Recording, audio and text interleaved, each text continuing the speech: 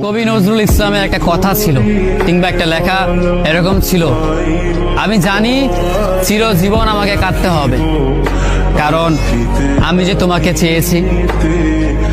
আসলেই আমি যে তাকে চেয়েছি এই জন্য আমাকে সারা জীবন কাটতে হবে, কারণ আমি তাকে কোনোদিন পাবো না, আর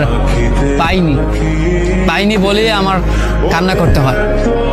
তাকে আমি প্রচন্ড ভালোবাসি বলেই আমার কান্নাটা আসে, তাকে আমি আমার করে পাইনি বলেই আমার কষ্টটা হয়। কবি নজরুল ইসলামের লেখাটা খুব দারুণ ছিল। আসলেই তাকে পাইনি বলে আমাকে সারা জীবন কান্না করতে হবে।